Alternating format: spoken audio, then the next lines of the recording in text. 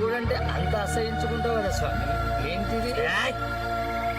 ఇప్పుడు నేను మహాలక్ష్మిని పెళ్లి చేసుకోవాలా చేసుకోకూడదా? ఏమో ఇదంతా నాకెందుకురా చెప్పింది? తన బాగోతో నాకు తెలిస్తే తన పరువు పోతుంది కదా. అదే నన్ను మంచోని అనుకుందా యాదవని అనుకుందా? మంచి ఎదవా అనుకున్నట్టు. ఇదంతా రాజీ పెట్టి నన్ను పెళ్లి చేసుకోవాలంటే కదా. పాపం ఈ విషయం నాకు తెలిస్తే తన పరువు పోతుంది కదా. రంగారావు గారు మహాన్ భావుడు. అవును పెద్ద ఆయన, నమస్కారం. పాపరా, అందుకే ఆడపిల్లల్ని సిటీల్లో చదివించకూడదు. తప్పాలనుకో తప్ప నాకు తెలిస్తే తన పరువు పోతుంది కదా. రంగారావు గారు చాలా గొప్పవాడు. పాపరా ఏకేస్తున్నా కదా. ఆడపిల్లలు పాపరా, మహాలక్ష్మి ఇంకా పాపరా.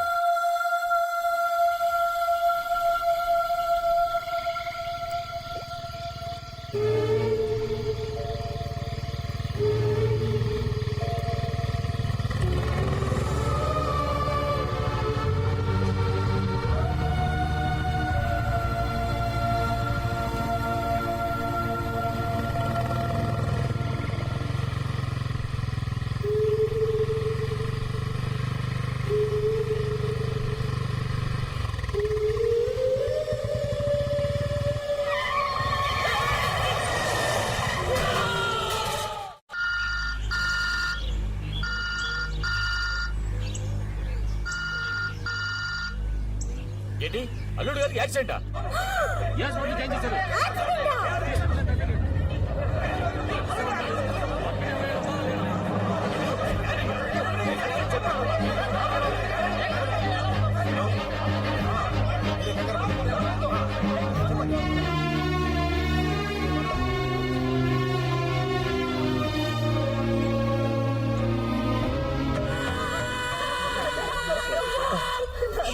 తమ్ముడు, ఇది హాస్పిటల్, అరవకూడదు.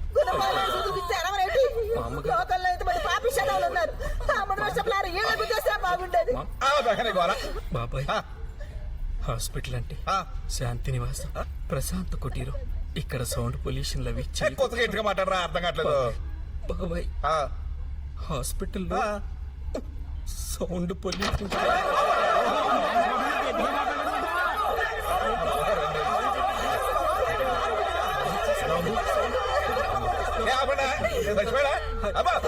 బావగారు ఏం పర్లేదు కదా? పర్లేదు బావగారు. డాక్టర్ గారు ఏమన్నారు? ఇదిగో ఇక్కడ ఉన్నాడు కదా.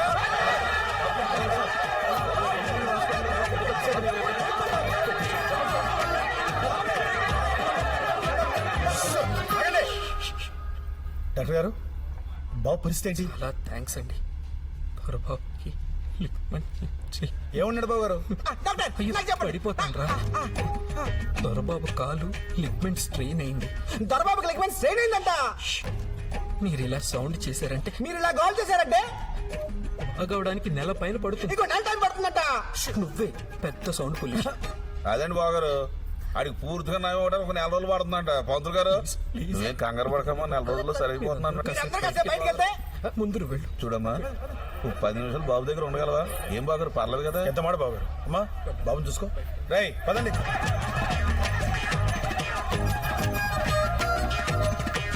మహారాజు యోగంలో పుట్టాడు నా మనవడు. ఎన్ని మొరటి పనులు చేసినా ఏనాడు చిన్న దెబ్బ కూడా తగలేదు.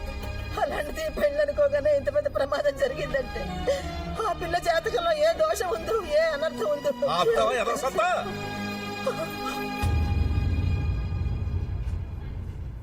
పిచ్చిదండి.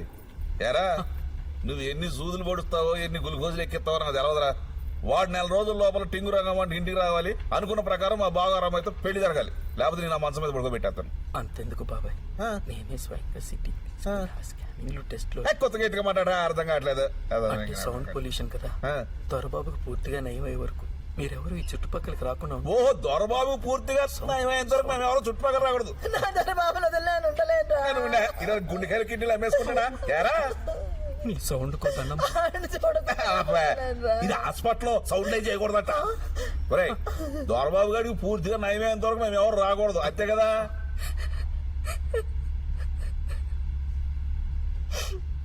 సూసైడ్ చేసుకోవాల్సినంత అవసరమే వచ్చింది.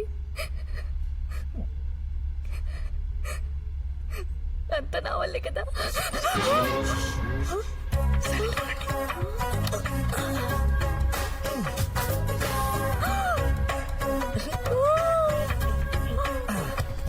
సూసైడ్ అట్టంటా. కూర్చోండి. సూసైడ్ అటెంప్ట్ చేసిన ఓరి బాబోయ్. ఇప్పుడు చెప్పండి. అంటే దెబ్బలేం తగ్గలేదండి. మరి యాక్సిడెంట్? లారీ మీదకి వచ్చేసిందండి. తర్వాత ఏం జరిగిందంటండి,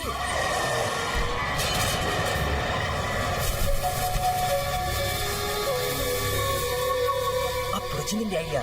ఈ డాక్టర్ గారు వరుస కన్నేయండి ఆడిని మేనేజ్ చేసి ఇదంతా సెట్ చేశానండి. కాళ్ళు చేతులు ఇరిగిపోయాయి. 6 నెలల దాకా సెట్ అవ్వదని చెప్పిస్తే మనోళ్ళు కంగారు పడిపోయి పెళ్లి ఆపేస్తారనుకున్నానండి. కానీ సౌండ్ పొల్యూషన్ అదవా కన్ఫ్యూజ్ అయిపోయి 1 నెలని కమిట్ అయిపోయాడు సచ్చినోడు. బ్రహ్మాండమైన ప్లాన్ అండి. ఫోన్లేండి, 1 నెల దొరికింది కదా, బోల్డ్ ప్లాన్ లేయచ్చు. పోనీ ఒకసారి వెళ్ళి ఆ కిషోర్ని కలిసి మాట్లాడినా? అప్డేట్ గురించి నాతో మాట్లాడొద్దు. వాడికి నాకు ఎలాంటి రిలేషన్షిప్ లేదు ఇప్పుడు. I hate him and I want to kill him.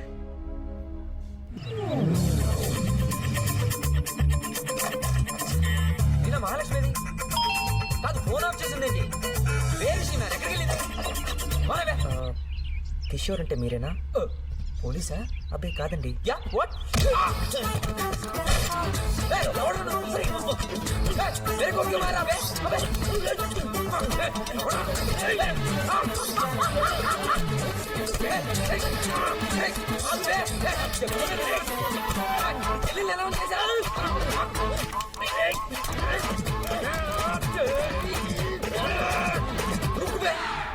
కొట్టుకుందాం, ఓకేనా? ఎవడరా నువ్వు? నన్ను ఎందుకు కొడుతున్నావు? ఇదేంటి పెళ్ళికి ఇలా పిలుస్తావా? ఏ ఊరం ఇది? మాకు సారీ.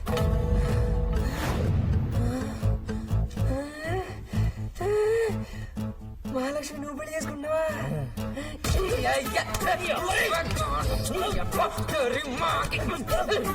మహాలక్ష్మి పెళ్లి చేసుకుంటా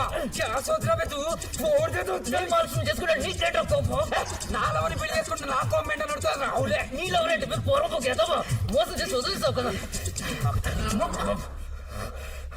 ఒక్కసారి అది వదిలి నేను మహాలక్ష్మిని మోసం చేయడం ఏంటి? ఏం డ్రామాలు ఆడుతున్నావురా? అంత మంచి అమ్మాయిని మందు తాగిచ్చి మోసం చేసి చేసుకోవాలంటావా? నేను ఎక్కడ మనం పెళ్లి చేసుకుంటాం కదా. నువ్వు ఎంజాయ్ చేసావు, నేను ఎంజాయ్ చేశాను. పెళ్ళేంటి? అప్పటి నా మైండ్ సెట్ కి సరిపోయే అమ్మాయిని చూసి పెళ్లి చేసుకుంటాను, అంతేగాని పెళ్లి గిల్లి అని టెన్షన్ పెట్టదు.